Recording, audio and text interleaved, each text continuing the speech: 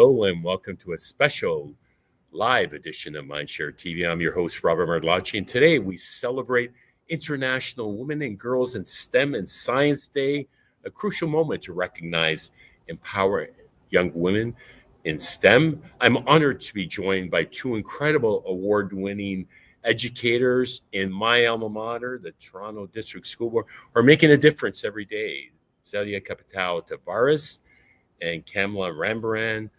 Thank you for joining me this afternoon after an incredible day of learning and leading as you do on a regular basis. Thank you, Robert, for having us here. Yeah. We're just excited to be here, taking part in what we believe and you believe to be an important conversation around representation matters and being passionate about ensuring that young girls and female identifying students see themselves as scientists, engineers, inventors, creators, in the now and the near future. And I'm curious as to who inspired each of you in your career pathways, because, we know each other well. I participate in your business day that you do annually. You've won our national contest. You're national award-winning, Prime Minister award-winning educators. It doesn't happen overnight, and it doesn't happen without being inspired by others. Talk to me about the importance of role models and mentors. And you know what? I think that's really important. You know what? As Zell was prompting this question to me earlier, and initially I was going to talk about, like looking at Roberta Bondar as a grade 6 teacher. I think she inspires some really good initial conversations. And then I thought back to like myself, and yes, she's totally inspiring, but a good friend of mine, her mom was a doctor, Evelyn Dubé. She's now passed away. And I think just seeing a woman from a very young age, passionate about being a physician, having her own practice, and then even mentoring the girls at our temple around STEM, around empowerment, and understanding that we could literally do whatever we wanted to. And having her as that role model, I think she was very powerful for a lot of females in that space. And she really popped into my head when you said that. And I don't know if she realized the impact that she had on so many people. Amazing. Yeah. I'm gonna say my mom, as seamstress, as a knitter, crocheter, and all those little things. I was just like fascinated by what she could create from the top of her head. Just her imagination. She didn't need templates. She didn't need molds. She just created things of beauty. And then beyond her, growing up as a young girl, first immigrant, first generation Canadian to immigrant parents, there was not a lot of representation growing up of women in STEM, let alone, cross-cultural women in STEM. And so I always realized that I want to create opportunities where girls are seeing themselves in STEM-related learning and appreciating what we do bring to the table, but then also broadening the scope of where they haven't seen themselves represented and how do we bring that in. And that's been a big focus of how to do those things. So like today we had the sewing workshop, right? And the appreciation that they all had in doing that. But then we don't stop there. We're also looking at robotics, and we're looking at other leaders, as you mentioned, like astronauts like Roberta Bondar and others, and how do we bring those into our spaces so that our girls now today, our female identifying students, our non-binary students, our allies, see those representations as valued members in our community and potential careers for our students. 100%. Our girls were lucky enough to attend the Girls Who Game celebration. I saw that on your social media, which you do so well. You're incredible storytellers. And I also understand that part of the storytelling enables you to go back and you have a chronology of all your teaching or learning, and it fits in, and it helps in your assessment process. 100%. So that's a great little tip, isn't it? And a motivation for teachers to leverage social media. 100%. Or even like those daily, like we're really good at the end of the school year sitting down and even looking at our years and I mean, a lot of things have gone digital now. Even at the end of the month, looking at what you've done and putting in some notes. Here's what worked. Here's what didn't work. Here's what I'd like to do differently. And being reflective and not sticking with the status quo, which is, I think, what makes teaching so powerful. And I think has made us so excitable about teaching is that things don't stay the same. And well, that's where the authenticity comes into place, right? Because each Right. year you meet a new cohort of learners, students who have different needs, different interests. And so reflecting, that constant reflective practitioner comes into play and really allows us to create the best space for them. And the importance of modeling and growth mindset. The two of you, I can't think of better teachers that would look after me as a student or my kids, that you bring out the best in your kids and you're so passionate and you leverage tools. So perhaps you have referenced some tools, you might have some props with you that you could share. And your classroom is so dynamic. It's not the straight row desks. It's embracing all aspects of teaching and learning, and the learning environments come into play. And you always have learning environments, and you've won a bunch of tools in the past that have helped the process. But talk to me about the importance of engaging kids in dynamic ways. Yeah, and I think one of the things I hadn't done in a while was just looking at the value of affirmations this year and looking at gratitude. And so at the beginning of this year, I brought out an old STEM project I hadn't done in years. And some of these students, and one of the reasons was some of these students had never thought of the design thinking process or had worked with like wood tools. They design like their own frames, which they then put statements in that's now sitting in their bedroom. And the first thing is, I am, and we put a little whiteboard in it. And so every week they erase it. I am what? So they wake up in the morning saying, I am creative, or I am successful, I am loved. And then I am grateful for ... What are you grateful for? So each morning, my hope is, and many of them have already said, I now have to do it every morning or every night before I go to sleep. And it's a combination of like STEM, looking at mindset, but what that's done for their confidence over the last couple of weeks. But they created it. It wasn't something that was bought for them. Like they cut those 4 pieces of wood and glued it together and created the hand, drilled that hole.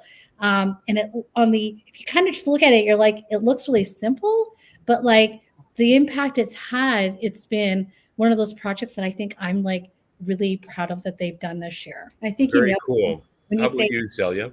Well, I want to highlight what you said. It's about building creative confidence and building problem-solving skills. Yeah. Like that's what's great about giving students the tools to actually build from scratch, to blueprint, to design, to iterate. That whole design thinking process, like all of that, and looking at that as ways to promote that creativity, to promote that value in their thinking. Absolutely. I wish there was like a fly in the wall, watching them at this large table, just helping each other. Like if they didn't know where to drill that hole in the right place, like getting them, like if there's only one of me, watching how they supported each other to kind of get this project done within the day or 2 days that we had it out, it was like a pretty proud moment, like back in November, December. Amazing. It really makes me think of, the 7 C's and coming of age, and I want to touch on, with AI and robotics and emerging technology shaping the future,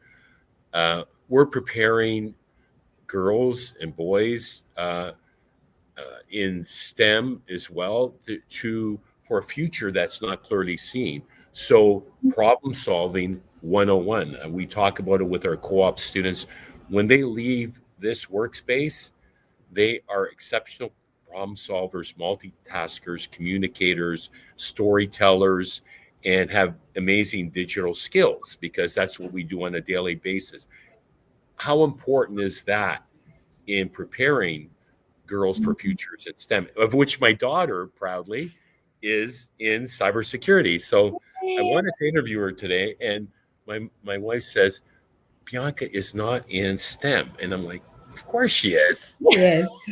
We need to get Bianca in our We- classroom. We would love to have You know Bianca what? join you know- us. We love to have women leaders in Yeah. roles and in careers that didn't exist 10, 20, 30 years ago. She lives about a 15-minute walk because she just moved downtown Beautiful. to college. So In there terms you of go. like robotics, like we have tools like microbits, and there's supports. There's so many network partners out there that can support and how to use these digital peripherals to build and to explore STEM. But I think in terms of like the AI component, we do need to develop AI literacy. That is something that's new, hasn't really been delved into. And although there was a cross-Canada AI user case study that was done in the fall, and it's a great resource.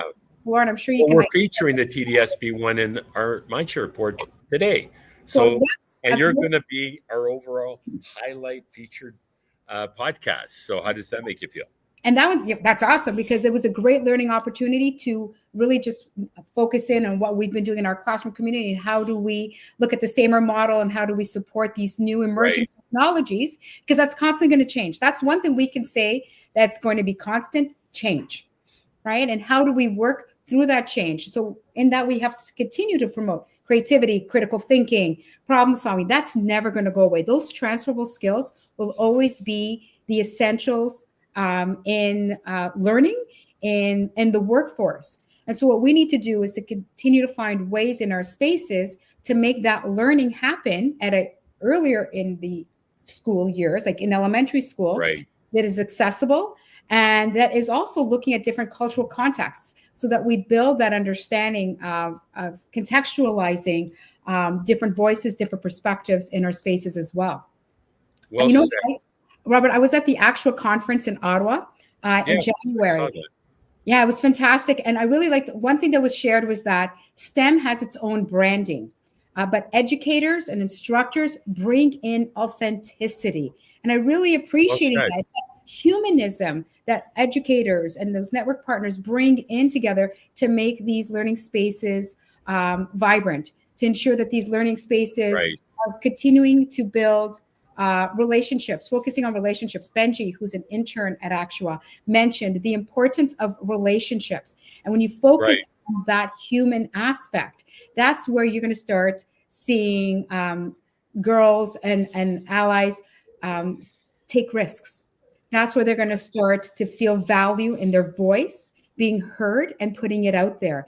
And by doing that, you're going to see the wonder starting to come out, curiosity starting to come out. And then that's where we come in as educators to continue to take that spark and just light a fire with it and see where it takes the students' interests, their exploration in terms of their learning and trying new things. And also understanding that different people enter like a task differently. Whereas, you know, some students, if we look at typically boy identifying students, when they enter a STEM challenge, they kind of like dive in and maybe deconstruct really quickly. Whereas other students need time to reflect and think and pause and ponder. And giving that space, that's okay, because that's just another way to kind of like come at the problem. And giving that time and space for them to have it, and understanding that STEM challenges is just not for students who need hands-on learning. It's for like everyone. Well, and that human connection you talked about, similar parallels to the conference I was at ERDI in the US. I mean, the importance of human connection is absolutely paramount, and positive relationships. Above everything, the most important thing for longevity, from a Harvard study that I shared previously, is positive relationships. And the two of you, I can't think of more positive, inspirational teachers that I enjoy spending time with in the two of you. And so one final question before I let you go finish celebrating the day, perhaps with a glass of wine or a Coke at home. If you don't drink, my wife drinks, she loves Coke. But if a young girl was watching this currently and interested in STEM, but unsure if she belongs, what message would you share to encourage her? One, you're capable of anything. You're absolutely capable of doing whatever you put your heart and your creativity and your desire. Just know that there are people out there wanting to support you, and that you need to. We saw a great speaker at Girls Who Came, like, raise your hand, take a chance, take a risk, and opportunities will kind of be there. And be true to yourself. Be authentic. Surround yourself With good by people. by good people, as you mentioned, by those who lift you up. And also recognize that not all girls or female identifying students are interested in the same thing. And that's okay. And so find a space where you could have the opportunity to take those risks, to raise your hand and be heard, to broaden your interests, and go for it. Amazing. And so I'll be speaking to my daughter about coming in as a guest speaker for girls in STEM in cybersecurity. And you must have, over the years, you must have graduates. I know from the business day coming back, are there any girls who've come back and really surprised you and career pathways that they pursued? I mean, yeah. So many. So many like awesome stories, or students. Like, we have a student right now just in grade 9, and Girls Who Game, I was telling Katina this story. She spoke at a Dell conference, and she was one of the panel speakers with other industry leaders, and that was when she was in grade 6. Fast forward now to grade 9, she's taking these chances in robotics and math and STEM and excelling. And when we were chatting, she came by to visit everyone on Friday. And when we were chatting, she's like, my confidence started to build with everything that you kind of started very slowly in a very small space. It has to be slow and steady with small increments. And one of the things that we say to our students is, like, trust us. We're never going to put you in a space or a situation where you're going to fail, because we're going to be your safety net to kind of catch you. And I mean, it was lovely to hear how she's just blossomed. Well, when you give kids agency, the sky's the limit, and failure, is okay. My comment on that is just, don't repeat your mistakes. That's something I say to my kids and colleagues, and I try to, embrace that myself, because you learn from your mistakes. If I get a parking ticket or a speeding ticket, or, something like that too, that doesn't go over well with my wife, but she's city clerk and oversees the courthouse, and can't do a single thing for me.